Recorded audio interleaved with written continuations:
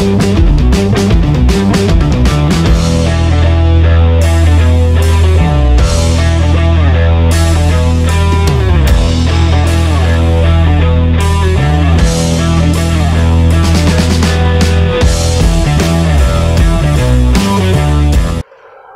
Morning everybody, कैसे हैं सभी। आज नया चैप्टर स्टार्ट हो रहा है आपका और चैप्टर का नाम रहेगा fire service administration and organisation. तो आज एडमिनिस्ट्रेशन से शुरुआत करेंगे, धीरे धीरे ऑर्गेनाइजेशन तक कंप्लीट करेंगे इसको। चैप्टर पूरा जो है आपका कम से कम 2 या तो 3 क्लासेज में ख़त्म हो पाएगा। इसमें हम क्या क्या पढ़ेंगे पहले मैं ये आपको बता दूं, उसके बाद शुरू करेंगे क्लास। तो फायर सर्विस एडमिनिस्ट्रेशन में हम ये पढ़ेंगे कि नेशनल लेवल पे और स्टेट लेवल पे क्या क्या डेजिग्नेशन होते हैं, फायर सर्विस के अंदर क्या क्या पोस्ट होती हैं और हर पोस्ट का, हर पद का, ओहदे का क्या रिस्पॉन्सिबिलिटी, जिम्मेदारी होता है, क्या उनके काम होते हैं, क्या क्या उनको अपने अपने क्राइटेरिया बनाने होते हैं। तो हम बिल्कुल नेशनल लेवल पे बात करें तो ऊपर से लेके और एकदम सबसे छोटी पोस्ट जो फायर सर्विस में होती है वहाँ तक का पूरा एक एक टॉपिक डिटेल में पढ़ेंगे, सीखेंगे। तो अगर आप लोग इस चीज़ के लिए इंटरेस्टेड हैं कि हाँ जानना चाहते हैं कि फायर सर्विस में क्या क्या पोस्ट होती हैं, उनके क्या क्या काम होते हैं, सबकी अलग अलग रिस्पॉन्सिबिलिटी हैं, उन सब में क्या क्या फ़र्क होता है, कौन क्या काम के लिए एलिजिबल होता है, कौन किस काम के लिए एलिजिबल होता है। इसके बाद फायर स्टेशन जो होते हैं या जो डिपार्टमेंट होता है उसमें किस तरीके की पॉलिसीज़ बनाई जाती हैं, रिक्रूटमेंट वगैरह कौन देखता है, गाड़ियाँ वगैरह ख़रीदनी है, कितना क्या करना है, वो सब कौन देखता है। तो एक एक काम को बेटा अगर जानना चाहते हैं तो बने रहना है। क्लास को बीच में 1 सेकंड का भी स्किप करना या फॉरवर्ड करना आपके लिए नुकसानदायक हो सकता है। कोई ना कोई इम्फॉर्मेट आपकी इंफॉर्मेशन छूट जाएगी, मिस कर देंगे आप इम्पोर्टेंट। तो अभी हम शुरू करते हैं। सबसे बड़ी पोस्ट जो हमारी होती है डायरेक्टर जनरल, डीजी इन फायर सर्विस। डायरेक्टर जनरल हर डिपार्टमेंट में होते हैं, लेकिन हम पढ़ाई कर रहे हैं फायर सर्विस की। तो फायर सर्विस के अंदर डायरेक्टर जनरल का क्या काम होता है, डीजी जो होते हैं हमारे, उनकी रिस्पॉन्सिबिलिटी क्या होती हैं, ये हम एक नज़र मार लेते हैं। पूरी की पूरी डीप में जाके एक एक चीज़ को करेंगे तो पूरा दिन एक ही में निकल जाएगा। हम मेन मुख्य जो हैं उसकी बात करेंगे। तो director general in fire service, इसको शॉर्टकट में हम डीजी बोलते हैं। तो डीजी साहब जो हैं इनकी हम ड्यूटीज़ एंड रिस्पॉन्सिबिलिटीज़ की बात करेंगे। तो इनकी ड्यूटीज़ और रिस्पॉन्सिबिलिटी में सबसे पहले आता है fire prevention and fire control policies. तो ये पूरे स्टेट का फायर प्रिवेंशन और फायर कंट्रोल के लिए जो पॉलिसीज़ बनाई जाती हैं, बिल्डिंग्स बनेंगी तो उनमें किस तरीके का रूल रेगुलेशंस लगाएंगे, उनमें फायर प्रोटेक्शन के लिए क्या क्या पॉलिसी बनाएंगे, उनमें फायर प्रिवेंशन के लिए क्या क्या पॉलिसीज़ बनती हैं, आपके शहर में कहाँ पे मार्केट है, कहाँ पे इंडस्ट्रियल एरिया है, कहाँ पे क्या है, तो सबके लिए अलग अलग क्या क्या रूल रेगुलेशंस बनाने हैं, पॉलिसीज़ तैयार करनी है। ये काम डीजी करते हैं, ठीक है। और दूसरा इनका काम होता है इंस्पेक्शन पॉलिसीज़। तो इंस्पेक्शन की जो पॉलिसीज़ होती हैं कि किसी स्मॉल इंडस्ट्री में जाएंगे तो क्या क्या वहाँ पे फायर का प्रोटेक्शन और प्रिवेंशन सिस्टम होना चाहिए, क्या पॉलिसीज़ होंगी। और जो इंस्पेक्शन रहता है वो क्वार्टरली होगा या एनुअल होगा या हाफ ईयरली होगा, और जो होगा तो उसमें क्या टीम जाएंगी, कौन क्या करेंगे, इंस्पेक्शन में क्या क्या चीज़ चेक करेंगे, किस तरीके से किसी के एनओसी को कैंसिल करना है, कैसे किसी को प्रोवाइड करना है। तो उसकी जो पॉलिसीज होती हैं, अनिश्चित देना इनका काम नहीं है, इतना छोटा काम तो नहीं करेंगे, लेकिन उसकी जो पॉलिसीज होती हैं वो सभी डायरेक्टर जनरल ही डिसाइड करते हैं, यही बनाते हैं। इसके बाद तीसरा इनका जो रिस्पॉन्सिबिलिटी या ड्यूटी या जो काम है वो रहता है training systems and policies banana and financial control of training. State में जब रिक्रूटमेंट होती है तो उनकी ट्रेनिंग करवाना, कहाँ ट्रेनिंग होती है, कितने लोगों की होती है, उन पे क्या खर्चा आएगा, उन पे कितना फाइनेंशियल एक्सपेंसेस करना है, और उसके ट्रेनिंग का जो सिस्टम वो कितने महीने का रहेगा, क्या क्या इक्विपमेंट्स के साथ उनको ट्रेनिंग करनी है, किस लेवल की ट्रेनिंग दिलानी है, वो पॉलिसीज और सिस्टम को तय करते हैं डायरेक्टर जनरल। और ट्रेनिंग का जो फाइनेंशियल कंट्रोल होता है वो भी पूरा का पूरा डीजी के हाथ में होता है। इसके बाद तीसरा जो इनका काम होता है वो होता है technical policies regarding type of equipments. Technical policies बनाएंगे कि कितनी टर्न टेबल लैडर होनी चाहिए। अभी मॉडर्न हमारे कई तरीके के टेंडर आ गए हैं, रेस्क्यू टेंडर अलग हैं, तो क्या होना चाहिए, कितनी नई गाड़ियां खरीदनी है, पुरानी गाड़ियां खराब हैं तो उनका क्या करना है, वाटर टेंडर कितने लेने हैं हमें, और नए ब्रीदिंग ऑपरेट्स कुछ नए आ गए हैं या और कोई नई टेक्निकल चीज़ें खरीदनी हैं, यूज करनी है, उनकी ट्रेनिंग देना है। वो सभी टेक्निकल पॉलिसीज जो हैं टाइप ऑफ इक्विपमेंट्स के लिए या उनको खरीदने के लिए, वो सभी पॉलिसी तैयार करते हैं हमारे डीजी साहब। अगला लास्ट पॉइंट इनका बताता हूँ आपको मैं, personal and administrative policies including recruitment policies. Personal और एडमिनिस्ट्रेटिव दोनों तरीके की पॉलिसी जो हैं वो तैयार करते हैं डीजी साहब रिक्रूटमेंट के लिए। किसी भी स्टेट में रिक्रूटमेंट करनी है तो किस पोस्ट पे फायरमैन कितने लेने हैं, फायर फाइटर कितना लेना है, लीडिंग फायरमैन किसको प्रमोट करना है, सब ऑफिसर कितने लेने हैं, स्टेशन ऑफिसर कितने आएंगे, किसको प्रमोट करना होगा, और कितनी वैकेंसीज निकालनी है, किस किस स्टेशन के लिए क्या क्या रिक्वायरमेंट है, वो सभी देखते हैं हमारे डायरेक्टर जनरल डीजी साहब। तो ये हमारे डीजी साहब का ड्यूटीज एंड रिस्पॉन्सिबिलिटी होती हैं कंप्लीट। इसके बाद हमारा एक और जो होता है डेप्यूटी डायरेक्टर जनरल। अब डेप्यूटी डायरेक्टर जनरल जो होते हैं उनका इनसे अलग कोई काम नहीं होता है। ये हमारे डिप्टी जो होते हैं, डिप्टी साहब, ये डीजी सर को असिस्ट करते हैं हर चीज़ के लिए, और जब डीजी सर नहीं होते हैं तो उनकी एब्सेंस में ये पूरी की पूरी जिम्मेदारी, ड्यूटीज, रिस्पॉन्सिबिलिटी वो डिप्टी डायरेक्टर ऑफ जनरल की ही होती है। यही पूरा का पूरा इनका काम देखेंगे इनकी एब्सेंस में, और जब ये मौजूद होंगे तो उन्हें हर काम के लिए असिस्ट करेंगे, और जब ये रिटायर होते हैं तो डेप्यूटी जो होते हैं यही प्रोमोट होके डीजी बनते हैं बाद में जाके। तो ये आपका होता है director general in fire service and deputy director general in fire service. Okay students, ये नेक्स्ट ड्यूटीज एंड रिस्पॉन्सिबिलिटी में हम बात करेंगे चीफ फायर ऑफिसर, यानी कि जिसे हम शॉर्टकट में, जिन्हें शॉर्ट में CFO सर बोलते हैं।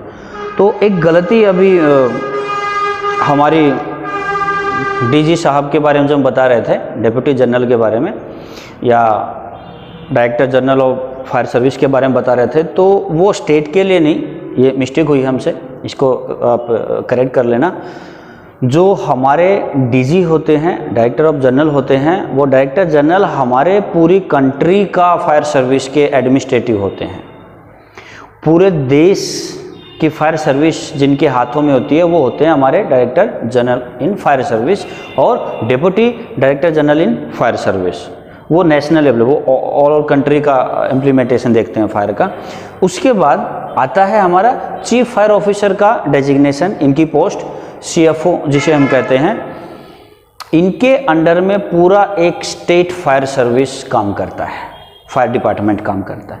यानी कि किसी भी एक स्टेट के जो हेड होते हैं फायर डिपार्टमेंट के, वो चीफ फायर ऑफिसर CFO होते हैं।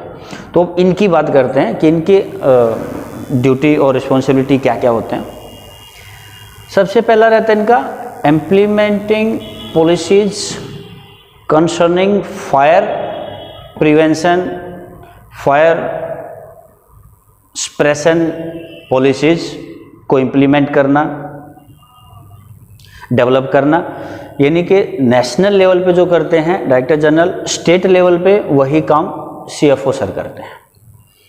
तो फायर प्रिवेंशन से, फायर फाइटिंग से रिलेटेड जितनी भी पॉलिसीज़ होती हैं स्टेट लेवल पे, उन सभी का इम्प्लीमेंटेशन और नया कोई policy banana permission director of general से ही ली जाती है, लेकिन काम CFO करते हैं किसी भी स्टेट में। उसके बाद दूसरा रेस्क्यू ऑपरेशंस, स्टेट के अंदर जितने भी रेस्क्यू ऑपरेशन होंगे वो सभी CFO सर की देखरेख में होंगे, इनके अंडर में होंगे। Fire fighting technical and equipment requirement, fire fighting के लिए जो टेक्निकल रिक्वायरमेंट है, जो इक्विपमेंट्स की रिक्वायरमेंट है, जो मशीनरीज खरीदनी होगी, लेनी होगी, चेंज करना होगा, कोई नई सामान खरीदना है, तो वो सभी चीफ फायर ऑफिसर देखेंगे स्टेट लेवल में। Administration and personal training, state fire service के अंदर जो रिक्रूटमेंट होती है वो और जो उनकी ट्रेनिंग होती है वो, और एडमिनिस्ट्रेशन जितना भी होता है, किस फायर स्टेशन में कितने लोगों की ड्यूटी है, किसको क्या लगाना है, कहाँ पे क्या देना है, क्या लेना है, क्या इक्विपमेंट्स जाएंगे, कितनी गाड़ियाँ रहेंगी, क्या कम करना है, क्या ज़्यादा करना है, वो सभी काम चीफ फायर ऑफिसर का होता है। और एक बात मैं आपको बता दूं, chief fire officer directly director general of fire service, जो हमारे कंट्री के हेड होते हैं, उनको रिपोर्ट करते हैं। He has reporting to directly DG in fire service. और इसके अलावा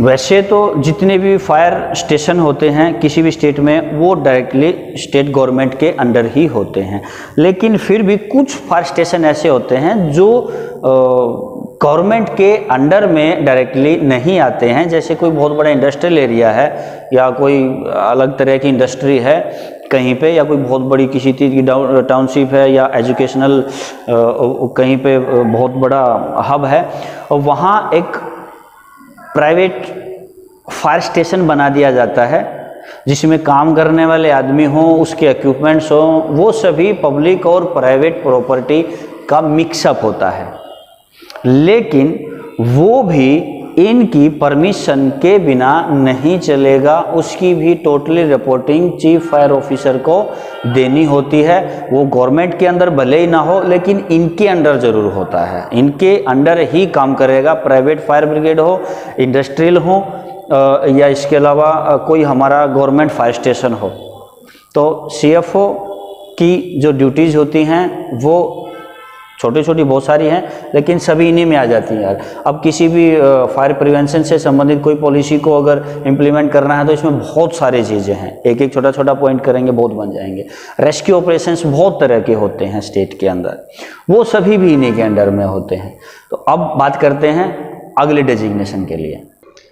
नेक्स्ट, अभी हमारे डायरेक्टर जनरल फायर सर्विस और deputy director general fire service के बाद हमारा स्टेट लेवल पे सबसे बड़े अधिकारी जो हमारे होते हैं फायर सर्विस में, वो हमारे होते हैं चीफ फायर ऑफिसर CFO। तो चीफ फायर ऑफिसर के भी डिप्टी चीफ फायर ऑफिसर होते हैं। अब डिप्टी चीफ फायर ऑफिसर में आप भी समझते हैं उनकी एब्सेंस में उनके सारे काम करने वाले। अब एक स्टेशन पे आ जाते हैं, नेशनल कंट्री लेवल पे हो गया, उसके बाद स्टेट लेवल हेड हो गया। स्टेट लेवल हेड के नीचे होते हैं हर स्टेशन, फायर स्टेशन के जो इंचार्ज होते हैं वो, और वो होता है the station fire officer SFO। यहाँ से लेके अभी टोटल सभी जितनी पोस्ट हमारी रहती हैं उनके बारे में हम बात करेंगे एक एक करके। तो जो स्टेशन फायर ऑफिसर हमारा होता है, स्टेशन फायर ऑफिसर का काम होता है कि वो पूरे एक फायर स्टेशन का इंचार्ज होता है, एक तरह से उसके मालिक होते हैं बिल्कुल।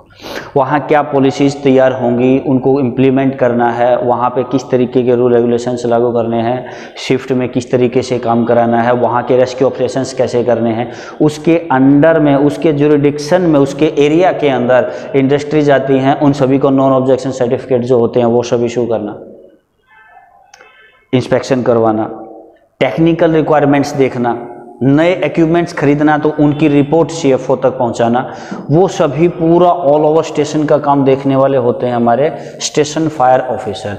और इनको असिस्ट करने के लिए वहाँ होते हैं deputy SFO, FSO sorry, fire station officer. Deputy हमेशा अपने सीनियर ऑफिसर को हर चीज़ में असिस्ट करते हैं और उनकी एब्सेंस में उनका पूरा का पूरा काम देखते हैं। इसके बाद 3 नंबर पे हमारा आता है फायर ऑफिसर। फायर ऑफिसर 2 तरीके से नियुक्त किए जाते हैं, 2 अलग अलग कैटेगरी में रिक्रूटमेंट होती है उनकी। फायर ऑफिसर का एक्चुअली काम होता है, ये अपनी एक पूरी शिफ्ट के इंचार्ज होते हैं। जैसे हर फायर स्टेशन पे 3 शिफ्ट होती हैं 8-8 घंटे की, तो पूरी 3 शिफ्ट का इंचार्ज एक फायर ऑफिसर होता है और 24 आवर की ही उसकी ड्यूटी रहती है, पूरे 24 घंटे। वो तो अपनी म्यूचुअल अंडरस्टैंडिंग पे डिपेंड करता है कि किस तरीके से काम कर रहे हैं। एज पर रेगुलेशंस जो है मैं वो बता रहा हूँ। 24 आवर की ड्यूटी होती है फायर ऑफिसर की। 3 शिफ्ट उसके अंडर में आती हैं 8-8 घंटे की, और तीनों शिफ्टों को देखना उनका काम होता है। ये भी 2 कैटेगरी में आते हैं। एक फायर ऑफिसर होता है टेक्निकल एंड इंस्पेक्शन का। टेक्निकल एंड इंस्पेक्शन में आते हैं, हमारे यहाँ जो इक्विपमेंट्स हैं, जो मशीनें हैं, उनका काम देखेंगे। टेक्निकल चीज़ें जो हैं वो करेंगे। कहीं पे फायर इंस्टॉलेशंस हुई है तो उसका इंस्पेक्शन करना है वो करेंगे। और नॉन ऑब्जेक्शन सर्टिफिकेट का जो काम है, NOC जो देनी लेनी होती हैं, उनको देखेंगे ये। दूसरे होते हैं ट्रांसपोर्ट एंड ट्रेनिंग के। ट्रांसपोर्ट एंड ट्रेनिंग का जो डिपार्टमेंट होता है किसी भी फायर स्टेशन का, वो fire officer transport and training वाले के अंडर में दिया जाता है। तो फायर ऑफिसर जो हैं वो 2 कैटेगरी में आते हैं। दोनों की अलग अलग जिम्मेदारी, रिस्पॉन्सिबिलिटीज जो हैं वो आपने देख लिया है। इसके बाद आता है कंट्रोल रूम ऑपरेटर। ये किसी भी फायर स्टेशन में बहुत ही, और शायद सबसे ज़्यादा भी अगर इम्पोर्टेंट कहें तो उनमें से एक होता है कंट्रोल रूम ऑपरेटर। इसकी ड्यूटी भी 24 आवर की होती है, 24 घंटे की होती है। 24 घंटे बाद वो शिफ्ट चेंज होती है। म्यूचुअल अंडरस्टैंडिंग आपस में है किसी स्टेशन पे तो 8-8 घंटे में वो चेंज भी हो सकते हैं, लेकिन 24 आवर कंट्रोल रूम में ड्यूटी होना लाजमी होता है। हमेशा एक हमारा जो ऑपरेटर रहेगा वो कंट्रोल रूम में 24 आवर बैठेगा टेलीफोन पे। इसका काम होता है जो भी सूचना मिली वो तुरंत क्रू को देगा और ऑफिसर को देगा, फायर ऑफिसर को देगा। फायर ऑफिसर अपने स्टेशन ऑफिसर को देके और आगे की कार्रवाई देखेगा करना क्या है। इसके अंडर में ये आते हैं, इसके अंडर में ये दोनों फायर ऑफिसर आते हैं, और फायर ऑफिसर के अंडर में control room operator, crew supervisor, driver, fire fighter, fireman सभी आते हैं। तो इसके अगला कंट्रोल रूम ऑपरेटर से अगला बात करते हैं क्रू सुपरवाइजर की। क्रू सुपरवाइजर होता है एक शिफ्ट का इंचार्ज। 8 घंटे की जो एक शिफ्ट होती है उसका जो एक क्रू होता है जो गाड़ी के साथ जाता है, उसका इंचार्ज एक लीडिंग फायरमैन बोल सकते हैं हम इसको।